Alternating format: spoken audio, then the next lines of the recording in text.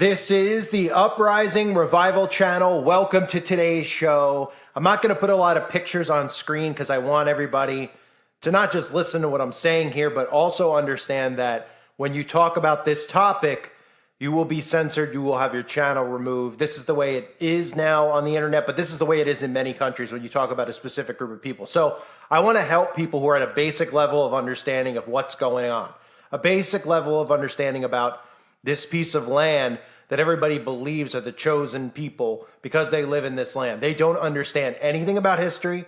They don't understand anything about what the Bible is referencing when it talks about God's people. When he's talking about, our Father is talking about specific verses like in Revelation chapter 2, verse 9, but also in Romans chapter 2, verse 29. And I'll get into that so you understand. But let's start with this. I mentioned yesterday about the narrative, how they're going to beat it into your head because that's how all this works. They will repeat it and beat it into your head so it's permanently in there so that you will always defend and say these things. That's how mind control works. They ingrain it in you, right? So the first thing we heard was what? That this is 10 times worse than the events that happened on the 11th day of the month of September. They've said it over and over the last couple of days. I would put a compilation together here, but I know it'll get a strike. But I'll put that over on the website where every single news channel, which all gets the same lines to repeat to brainwash the audience, says the same thing about that day. Now we're seeing phase 2 of that. In addition to that line, the mainstream media is coming out and saying what? They're saying it's worse than the blank, blank, blank Caust. That's right. It begins with an H. Then it goes on to the word holo, and then it goes on to the word Caust, okay? I can't say that word for obvious reasons. Now, I talked about with the narrative of the 11th of September, how they were going to need to build, and they've been needing this. I've been saying it for a long time. They need something in people's minds that is just as bad or equally as bad as that Caust event. Why? Because this protects them from questioning. Now, we're at a period of time where everybody is starting to lose their crap. Everybody is suspicious of the government, and the people who are suspicious of the government are starting to realize that the left and the right are playing together. And that's what I'm trying to do on this channel because it goes above that. And when you look above that, they're sitting in Bagelville is an unprotected group of people that people think are the chosen people. Now, they're using that saying to ingrain in people all the stuff that they've been taught about what happened in World War II, all the stuff that they saw on the television screen on the 11th of September. All of that combined, they're telling you, is worse over in Bagelville right now. That's what they're telling you. So they're building up this super huge mechanism of defense for anybody that questions what's going on over there. Now, some of you who are curious to all this stuff might say, if all this stuff is happening, how come there's people who are actually defending the group who's supposedly responsible? Because these specific people know who's really behind it. But what people need to get is that this group that sounds like the hummus, the food, what's this called, Matt? Hummus, that's the code word. Hummus, the food. These people are working hand in hand with Mossad. They work together. They are intel groups. They are funded from our own governments, our tax money. They're creating this event. So people out there are like, I don't understand. Why would they work together? Why would they do this? Why would they do that? Well, one of the things that's going to go on is deception, a massive deception where people are going to be lured into supporting this specific group of people. Now, I'm going to put up a video on uprisingrevival.com today or tomorrow where I will give a complete breakdown so you can understand who they are, what they are. And I'm going to use Bible verses in this video in a few minutes so you just have a basic understanding because people literally think that these specific people are the chosen people. And they don't even realize that in the year 1948, that is when that strip of land got that name specifically. In 1948. So are you thinking that the Bible was written after 1948? Because if you realize, and obviously if you don't realize the Bible was not written before, if you realize when the Bible was written, if you actually think it was written after 1948, then I mean, you're a lost cause already, right? And I'm assuming nobody would think that. So if we realize that in 1948, which is not so long ago, which ties into all the stuff that's going on now, they made a war machine out of a land that was supposed to be a protected land for the protected people. They created an illusion to protect what's actually going on there and the people who reside there and the government and the militaries who work through there because they're fully protected from these mechanisms. Now, that mechanism, known as the Caust, has been wearing off because the mind control has been wearing off because it's so dated and old. Now they have a new one, which will protect anybody from ever asking questions about these specific people. Like I mentioned in previous videos and thousands that I've done in the past about all these things we see in our current culture, all go back to these Babylonian studies. That's what these people actually follow. Their books teach all of these wicked rituals that we know as satanic rituals, etc. on the surface, right? They go back to these occult rituals, these Egyptian rituals. So they've used a front. So people out there are like, I have people yelling at me. I'm sure you all do as well. This is one of the hardest things to break people from, especially Christians, right? So I try to tell them this, okay, when they read the Bible and it talks about Israel and this, the people of Israel, okay, they don't realize that in 1948, Israel became independent, became its own country, was state, whatever you want to call it, okay? Became its own non-touchable war machine, really, is what 1948 symbolized. So you start by bringing that up to them. And then in the Bible, when they don't seem to interpret about it being, it not being a literal piece of land, about a person, right? So in Romans chapter 2, verse 29, no, a person is a Jew. No, a person is a Jew who is one inwardly. And circumcision is circumcision of the heart by the Spirit, not by the written code. Such a person's praise is not from other people, but from God. It's the people of God. It's the followers of God, his people. Why would people who rejected him be his people? Why would people who crucified be his people? And then when you use common sense about the actual land over there, right? And how people believe it's whoever's residing in it. What if people look up this specific land over there? What if somebody did, right? Let's just say hypothetically. What do you think? It's like some type of a pass only to get in, where you can only live there if you're a chosen person, so nobody could buy a home in this specific. I mean, the mindset of these people, they don't realize somebody could have just bought an apartment off of Zillow or rented an apartment off of Zillow, be there right now as this is going on, and you believe that means that they're chosen? Oh, they're like, oh, no, not necessarily. Well, because of their specific beliefs. If you don't understand the bloodlines here, when we're talking about the word Ashkenazi, and we're talking about Khazars, okay, that's the basis of this. Now, you look at this where the Bible's talking about, again, no, a person is a blank who is one inwardly, and circumcision is circumcision of the heart by the Spirit, not by the written code. And it also does not mean if you're born of a certain skin color, like another deception out there, it's not even worth me wasting my time on. Because if you actually think you just happen to be born of a skin color, so you're a chosen person and you could do whatever you want and you don't have to actually believe in Christ, you're out of your mind and you're just looking for something to make yourself feel like you're special. That's all I have to say about that, because it's just a ridiculous mindset that it's a race of people. But they're also, those same people are tied into all the stuff that the mainstream media pushes about oppression of them. So it builds up in their minds about being oppressed, et cetera, and being a victim. So they're just deceived by mind control. It doesn't mean that everybody who has that frame of mind is not saved, et cetera, et cetera. It's the mindset of what it is, what the Bible is talking about the Spirit, those who are filled with the Holy Spirit, not people squatting or living in land that became the specific name of that country in 1948. Then, of course, this is the verse that every Christian wants to ignore because they don't know how to interpret it because they're not awake. So they read this and they go, I don't know what that means, right? They go, what? Right? I don't know. The Bible tells us in the book of Revelation, chapter 3, verse 9, behold, I will make them of the synagogue of Satan, who say they are and are not, but do lie. Behold, I will make them to come and worship at thy feet, and to know that I have loved thee. What do people think that means? They are of the synagogue of Satan, so they worship Satan, okay?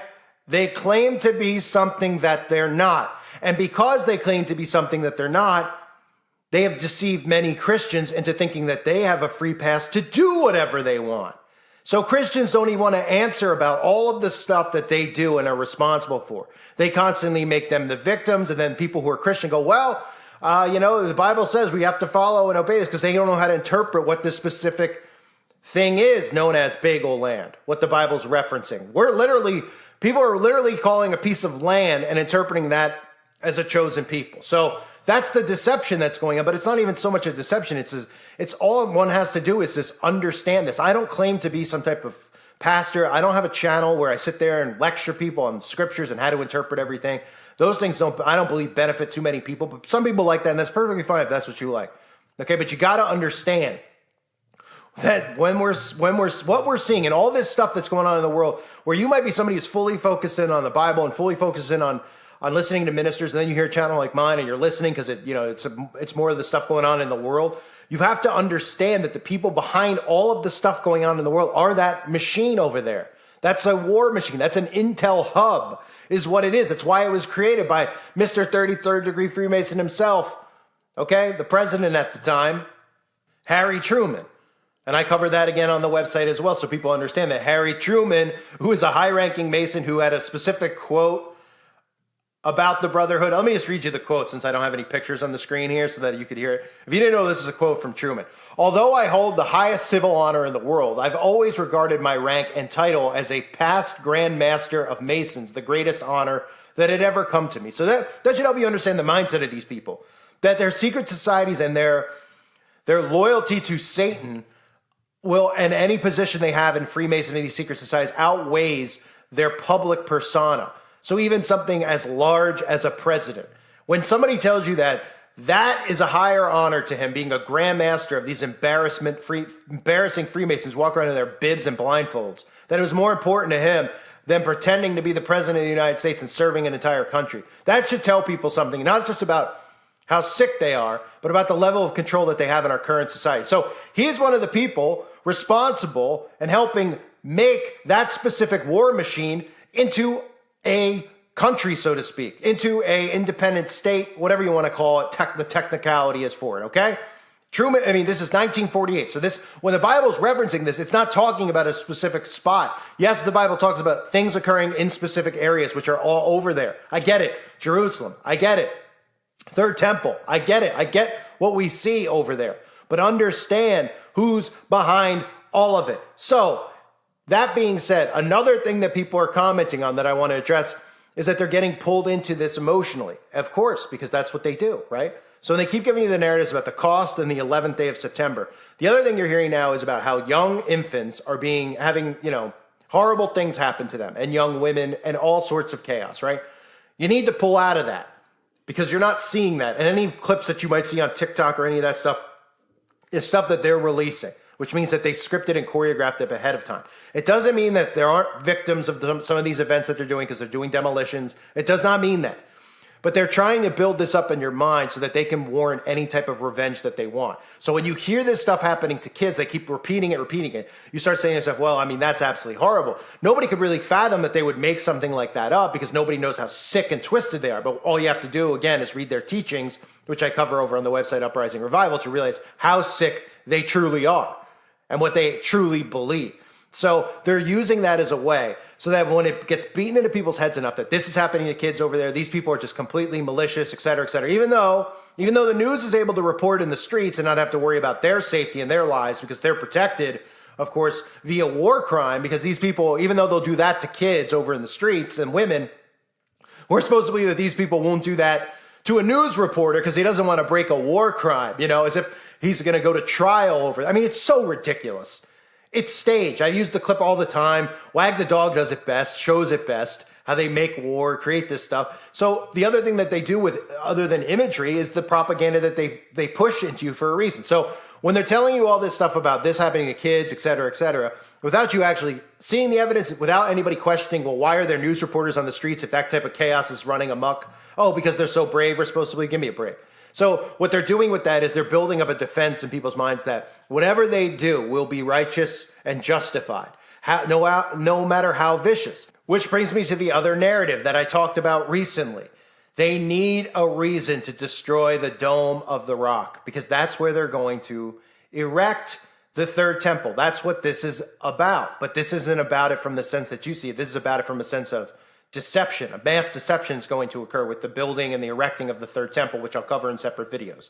But psychologically, think of what this does if you hear all these stories about what's happening to kids. Anybody with a human soul will automatically feel like, you know what, they did that to kids, go and do that to them. And that's what they need. Because if they just went in and destroyed the Dome of the Rock, people would look at them as villains. And how could they do this? How could this justifies it? And it also justifies for them the things that they're doing, which they've been doing with the children and the people over in that specific piece of land, Palestine, okay? Which I can't say either.